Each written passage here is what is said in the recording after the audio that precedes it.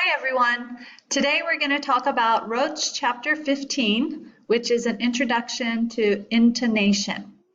As you're going through this PowerPoint, please fill out the chapter 15 handout. Okay, there are a lot of vocabulary words in this chapter, and we need to get to know what some of those mean first. First, let's look at segmental phonology. This is the study of the description of phonemes, and this is what we've been working on basically since the beginning of this class, segmental phonology. And stress, as we've learned about in the last few chapters, is something that's applied to or is a property of syllables and therefore is a part of suprasegmental phonology. So we have both segmental and suprasegmental. So what do we mean by suprasegmental phonology? Okay, we know that syllables have stress. They have the strong and the weak stress. And then we have intonation. So intonation is one part of suprasegmental phonology. So what do we mean by intonation? When the pitch of our voice changes, obviously we are having some variety in intonation. And this pitch, of course, is really important to meaning and to stress, of course. So now on your handout, please answer question number 1. What does intonation mean? You don't necessarily have to use my definition in this screencast, but what does it mean in your own words? Okay, take about 20 seconds to do that, and then we will continue to the next slide.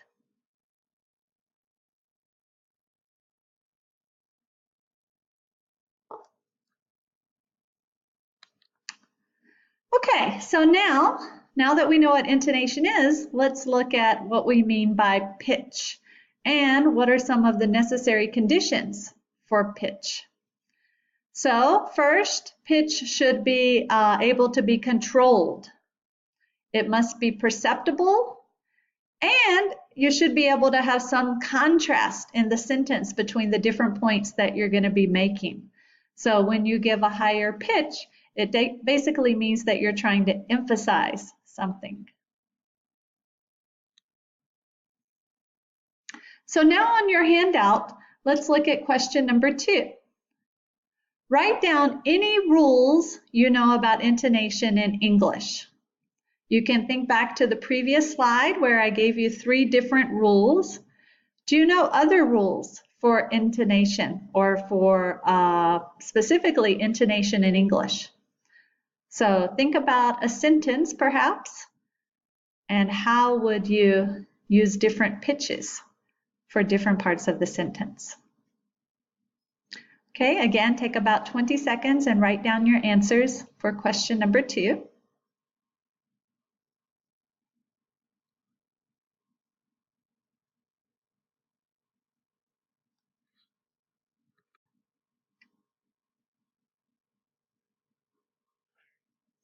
Okay, next, let's look at frequency. So we've talked about pitch. Now we need to look at frequency.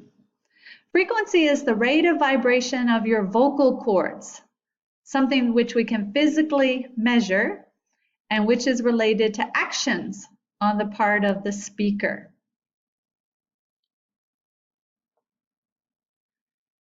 In intonation, we have different forms and different functions.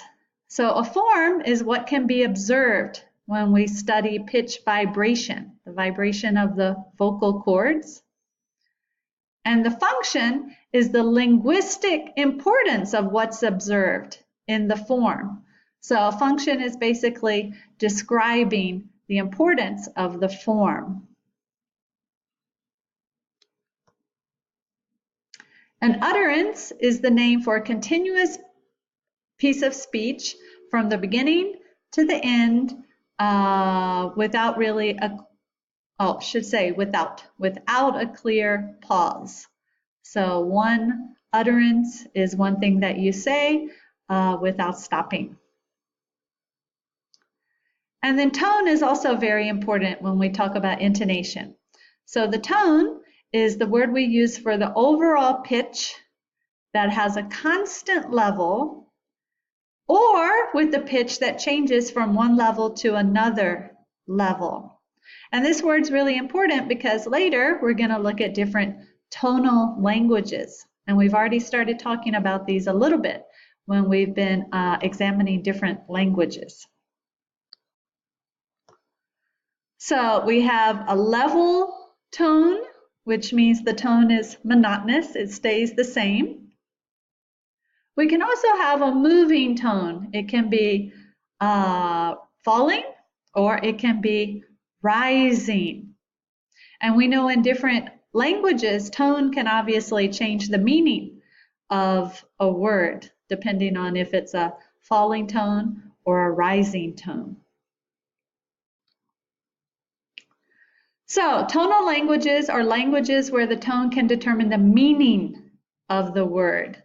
So, for example, in Chinese, in Mandarin, you have the word si, but rather you say si, si, si, si, right? The meaning can completely change.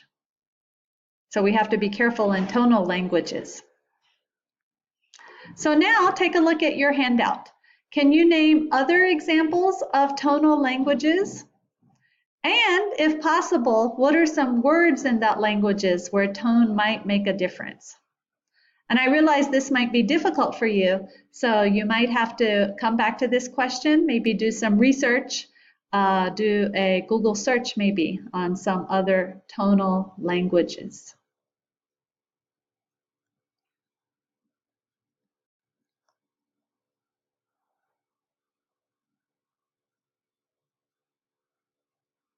Okay, so we just talked about that tones can rise and fall, and they can be complex, where they both fall and then rise, or rise and then fall.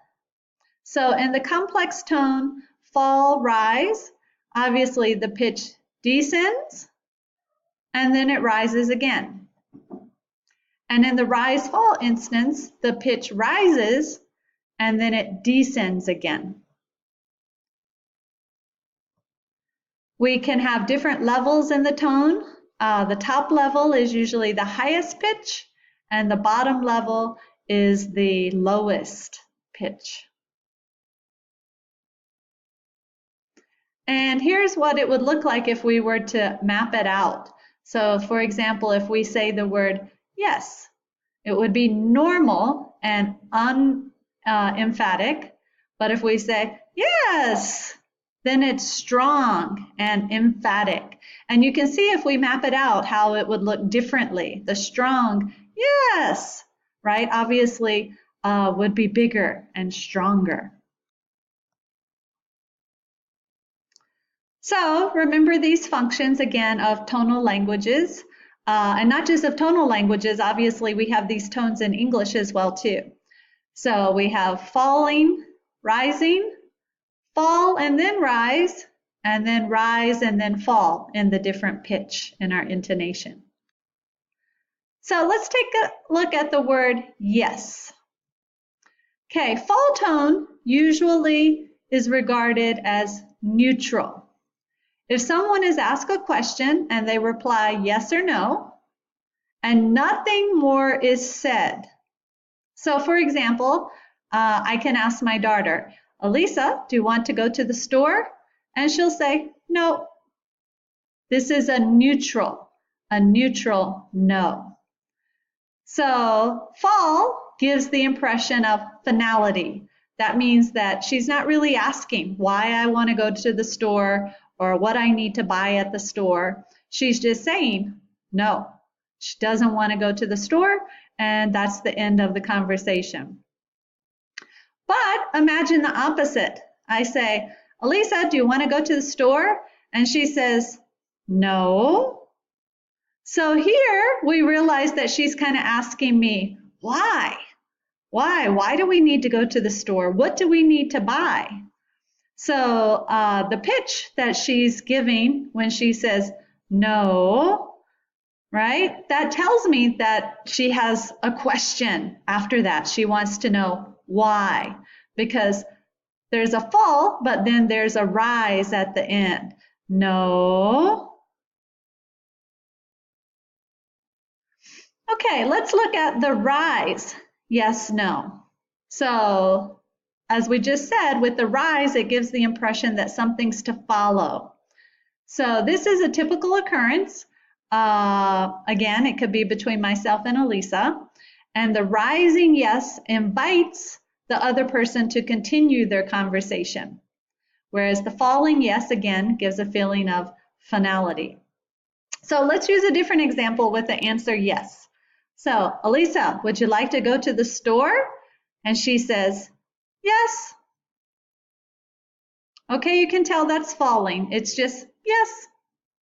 She doesn't need more information. I know she loves to go to the store, so she just says, yes. But if she goes, yes, right? Maybe she wants more information. She's rising her tone. Yes. And that tells me she wants more information. So again, what are we going to buy? What do we need to do at the store? Okay, so again, the falling yes gives a feeling of finality, where the rising yes is inviting me to continue my conversation. So take a look at one of these examples. Okay, someone's giving you a series of directions, and person A says, you started off the road, right? And then B says, yeah, yes. That means they don't want your opinion anymore, right? Yes, yeah, I did, right? So what kind of thing, okay? But if they rise and say, yes, that means let's continue this conversation, and then you can scold them for going off the road. Okay, look at this example. A says, have you seen Anne? And he says, no. That means he wants you to explain why you're looking for Anne. But if he says, have you seen Anne? No, it's falling, and that means he doesn't have any interest in continuing the conversation. Okay, do you know what the longest balloon flight was? No, you're inviting A to tell you what the longest balloon flight was. But if you go, no, then he doesn't know and he doesn't want to know. Okay, again with the fall rise. I've heard that it's a good school, right? Fall rise. Yes. It's not really an expensive book, is it? No. Okay, we're falling and then rising. So let's look now at the rise fall. So the rise fall can be for approval, disapproval, or surprise. So you wouldn't do an awful thing like that, would you? Right? Rise fall. No. Isn't the view lovely? Yes. I think you said it was the best so far. Yes. So this is an example of the rise and the fall. And then if it's level, again, it's routine, it's uninteresting, it's boring. You don't want to know more information about it. So now on your handout, why don't you practice reading the examples in number 4 and follow the instructions to stress the important words that are marked. And we will check our answers for these. So hopefully now you are an expert in intonation, and we'll talk more about this again in chapter 16. Good luck.